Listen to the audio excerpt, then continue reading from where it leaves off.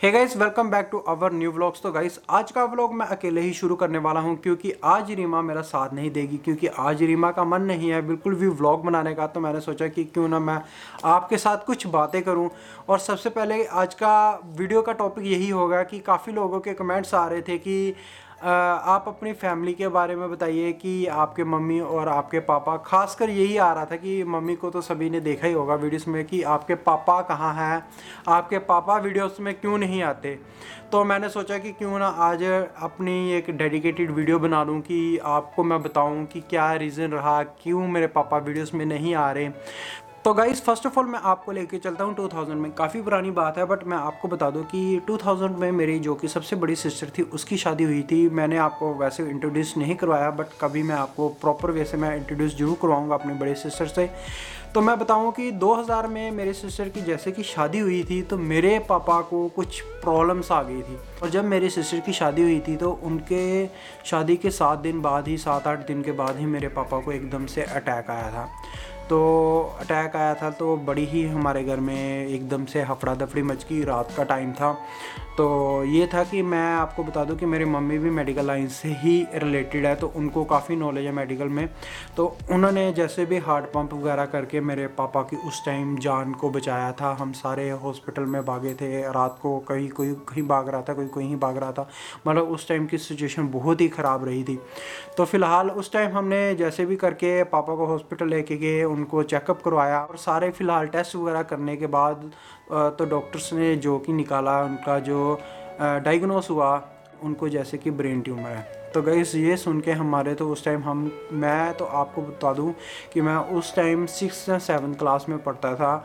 हमारे तो पैरों ज़मीन ही निकल गई कि मतलब ऐसे हमारे घर में कभी ऐसी सिचुएशन सोची नहीं थी कि ऐसी कोई प्रॉब्लम हो सकती है, और वो भी इतनी बड़ी लेवल तक की कि चलो थोड़ा बहुत बीपी हाई हो जाए, कम हो जाए, शुगर हो जाए, चलो वो तो बंदा मायने रखता है कि चलो हो जाता है। बट इतनी बड़ी प्रॉब्लम होगी कि मतलब ब्रेन ट्यूमर निकल आया तो सारे ही घर वाले परेशान हो गए। मतलब एक तरफ से बिल्कुल ही हमारी लाइफ एकदम स्टिल हो गई उस टाइम कि ये क्या हो गया। बट चलो फ़िलहाल जो भी था हमने लुधियाना में गए, लुधियाना में जाके जो कि ऑपरेट वगैरह करवाया अपने पापा का। तो ऑपरेट भी काफ़ी सक्सेसफुल रहा, कोई ऐसी प्रॉब्लम की बात नहीं रही। बट डॉक्टर ने एक चीज़ ज़रूर हमें बोली थी और वो बात मेरे हर वक्त हर टाइम मेरे मन में खटकती रहती थी। उन्होंने डॉक्टर ने एक चीज़ बोली थी, वो अभी भी मुझे याद है कि कहते थे कि जो कि इंसान की जो कि ब्रेन ट्यूमर वाले की लाइफ ऑपरेट के बाद 7 से या 8 साल रहती है। कि सोच के रोना भी आ जाता था। तो मतलब एक चीज़ बोल दूँ कि 2000 के बाद मेरी भी लाइफ में बहुत ही ज़्यादा मतलब बदलाव आ गए। एक तरफ से मेरी लाइफ भी स्टिल सी हो गई थी, मेरी स्टडी में काफ़ी इफ़ेक्ट पड़े, मेरे ऊपर काफ़ी इफ़ेक्ट पड़े थे। बट ये चीज़ के बारे में मैं आपको कभी फ़िलहाल ज़रूर बताऊंगा कि मैं किन किन सिचुएशन से गुजरा हूँ, मेरे साथ क्या क्या हुआ है, उसके बारे में मैं ज़रूर बताऊंगा। ये हुआ था कि चलो जैसे भी था कि ऑपरेट वगैरह कराने के बाद हम जाते थे, रेडियोथेरेपी वगैरह भी दी हमने पापा को जैसे कि डॉक्टर्स ने बोला था हमें। तो बाकी सारा टेस्ट वगैरह सारे बाद में नॉर्मल आ गए और पापा भी अपने दोबारा लाइन में आ गए, मतलब अपने आप को स्टैंड कर लिया। फिर अपने आप को बिजनेस, हमारा बिजनेस था मेडिसिन का, तो बिजनेस में भी जाना शुरू हो गए, काम को भी करना शुरू हो गए। फ़िलहाल कुछ ना कुछ प्रॉब्लम्स रहती ही रहती हैं इंसान को ऑपरेट के बाद, जैसे कि आई साइड वीक हो जाती हैं, कईयों को याददाश्त भूल जाती है। तो पापा का भी यही सिचुएशन थी कि आई साइड तो ठीक थी बट ये थी कि याददाश्त उनकी कमज़ोर हो गई थी, मतलब कुछ चीज़ें वो बोलनी शुरू हो चुके थे। तो पापा को जैसे कि बीच में फिट पड़ जाते थे, कई बार ड्राइविंग करते, कहीं जाते कहीं आते, और उस चीज़ में हमें बड़ा डर रहता था कि हाँ कहीं भी मतलब जैसे चलते चलते या बाइक चला रहे हैं या गाड़ी चला रहे हैं या अपना स्कूटर चला रहे हैं तो चलाते चलाते कई बार एक्सीडेंट ना हो या कुछ ऐसी सिचुएशन आ जाए दोबारा। तो आपको एक चीज़ बता दूँ कि फिर उसके बाद यही मतलब कि उनको आस्ता आस्ता करके 2010 के बाद उनकी ज़्यादा सिचुएशन ख़राब होनी शुरू होगी। मतलब उनको फिर जैसे कि ब्रेन क्लॉट्स होने शुरू हो गए। जैसे कि डॉक्टर ने बोला था कि हाँ 7 से 8 साल लाइफ रहती है, बट ऐसा नहीं था कि मेरे पापा का 2010 तक बिल्कुल सही रहे। बट उनको जैसे कि नॉर्मली जैसे याददाश्त कमज़ोर हो यानी है, कई बार जैसे पेन से लिखने में प्रॉब्लम आती थी, थोड़ा सा जब वो लिखते थे तो हैंड राइटिंग में थोड़ा सा फ़र्क पड़ जाता था।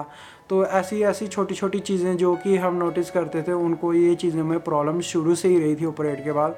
फिर डॉक्टर्स के मगर भागते थे कभी कहीं कि उनकी ट्रीटमेंट के लिए, और फिर उसमें हमारी कहते हैं ना कि एक फाइनेंशियली प्रॉब्लम्स भी काफ़ी आनी शुरू हो चुकी थी कि क्या बंदा करे क्या ना करे, सारी सिचुएशन ख़राब हो गई, बिज़नेस डाउन हो गया।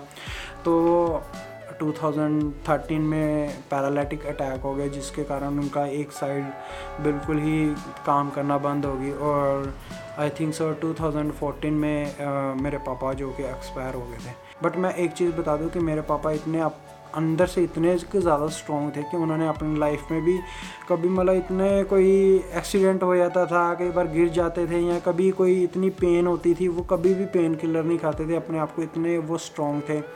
और मैं अपने पापा के बारे में कुछ उनकी हैबिट्स बता देता हूँ कि उनको क्या ज़्यादा पसंद था। तो हम जब छोटे थे तो हमें मालूम है कि पापा के लिए घूमना फिरना पापा को बड़ा अच्छा लगता था। पापा का फेवरेट जो कि हिल स्टेशन डलहौजी था। हम छोटे होते थे काफ़ी हम डलहौजी घूमना जाया करते थे पापा के साथ। और उनको खाने पीने का, स्वीडिश खाने का बड़ा शौक़ था, जलेबी वगैरह खाने का बड़ा शौक़ था। तो अभी भी फ़िलहाल वो चीज़ें याद आती हैं कि, और हम कभी हर साल सर्दियों में कहीं कहीं घूमने जाया करते थे, राजस्थान कहीं कहीं पापा के साथ सारे फैमिली। तो फ़िलहाल उस चीज़ों का हम काफ़ी मिस करते हैं। पापा को पुराने गाने बड़े शौक़ था सुनने का, और वही हमें भी याद आता है। कभी पुराना गाना लगा हो कोई पिक्चर में, या कभी हम भी मेरे कानों में कई बार गूंजते हैं या पढ़ते हैं, तो उसी टाइम एग्जैक्ट मुझे उस टाइम पापा की याद आनी शुरू हो जाती कि हाँ, हम गाड़ी में अपने पास, हमारे पास होती थी मारुति 800 होती थी उस टाइम। तो हमारे पास अभी भी कैसेटें पड़ी होगी कि हम गाने सुन सुन के जाते थे पापा के साथ। तो फ़िलहाल काफ़ी लाइफ में काफ़ी इंजॉय किया। बट ये है कि 2000 के बाद मेरी लाइफ में बहुत ही ज़्यादा, उसके बाद बहुत ही ज़्यादा स्ट्रगल रही है लाइफ में। एक तरफ से लाइफ मेरी बाउंड हो गई, एक तरफ से लाइफ, एक तरफ से कहने की मीन्स की ख़त्म होने जैसी ही हो गई थी। काफ़ी कुछ मैंने सोचा हुआ था अपनी लाइफ में, बट आपको मालूम है कि जब 7th 8th क्लास में बच्चा हो, उसको क्या मालूम है कि उसने क्या बनना है, आगे क्या पढ़ना है, क्या करना है। बट यही रहता था कि हम डॉक्टर्स के पास ही भागे रहते थे, कभी मैं कहीं भागा रहता था। सारी हमारी स्टडी में काफ़ी दिक्कतें आई, और बाकी फ़िलहाल कोई एम नहीं रहा कि बड़े होके क्या बनना है, क्या करना है। और फाइनेंशियली भी हम काफ़ी ज़्यादा हम प्रॉब्लम्स में आ गए। बट फ़िलहाल आपके सामने अभी हम खड़े हैं। बाकी यही कहने का मीन्स है कि कभी भी ज़िंदगी में हिम्मत मत हारो, दुख और सुख आते ही रहेंगे, तो हमें भी हिम्मत के साथ ही आगे बढ़ना होगा। तो गाइस, अभी फ़िलहाल मैं आपको रीमा से भी इंट्रोड्यूस करवा देता हूँ कि रीमा भी आ गई हुई है। गाइस, काफ़ी ठंड हो गई, मैं कंबल में घुसी हुई थी और साथ में बिग बॉस देख रही थी। तो जब मेरे चाहा था कि चलो आज मेरा मूड भी कुछ ऐसे था, तो मैंने सोचा कि आपको सभी को बताना चाहिए, कि आपको बता ही दूँ कि क्या सिचुएशंस हमारे साथ बीती थी। और लाइफ में एक चीज़ मैं जाते जाते बता देता हूँ कि हाँ, हमें कुछ ना कुछ चीज़ें याद रख के लाइफ में ज़रूर चलना चाहिए कि खुशियाँ और दुख कभी भी किसी के ऊपर कभी भी आ सकते हैं। खुश रहना सीखना चाहिए कि हम चीज़ों के मगर भागे रहते हैं, कि हम वो पल इंजॉय नहीं करते। हम रहते हैं कि अभी दौड़ आगे दौड़ आगे दौड़, बट हम ये नहीं सोच रहे कि हमें ये जो पल इंजॉय करने थे वो कल को हम इंजॉय करेंगे। इससे अच्छा कि फ़िलहाल हमें लाइफ को ही इंजॉय करना चाहिए। हमारे व्यूवर्स सब्सक्राइबर्स हैं वो काफ़ी अच्छे कमेंट्स भी करते हैं, हमें समझाते भी हैं और हमें सजेशन भी देते हैं, हमें बड़ा ही अच्छा लगता है। चलो कई बार ये होता है कि मैं कमेंट्स पढ़ लेता हूँ कि मतलब कई बार रिप्लाई नहीं कर पाता, बट फ़िलहाल जो भी है हमें बड़ा ही अच्छा लगता है आपके कमेंट्स देख के, आपके लाइक्स देख के, आपकी सजेशन देख के, सपोर्ट देख के। तो गाइस ज़रूर आप हमें कमेंट करके ज़रूर बताइए कि हमें आगे भी लाइफ में चलने के लिए कैसे चलना चाहिए, क्योंकि कुछ लोगों के कमेंट्स से हमें दिल को छू जाते हैं कि वो हमें ऐसे लगता है कि पता नहीं यार यही चीज़ की कमी थी जो आपने हमें बताई है। तो सही में कुछ कमेंट्स हमें सजेशन भी दे जाते हैं और हमारे लिए, और कुछ कमेंट्स ऐसे भी हो जाते हैं कि कई बार कोई किसी की ज़िंदगी भी बदल देते हैं। तो फिलहाल गाइस, आपको ये वीडियो आई थिंक सो अच्छी लगी होगी। अच्छी लगी है तो आपको करना है चैनल को लाइक, शेयर और सब्सक्राइब, और मिलते रहेंगे। अभी तो नेक्स्ट हम व्लॉग के साथ ही मिलेंगे, तो मिलते हैं एक और नई इंटरेस्टिंग वीडियो के साथ। तब तक के लिए take care and bye bye.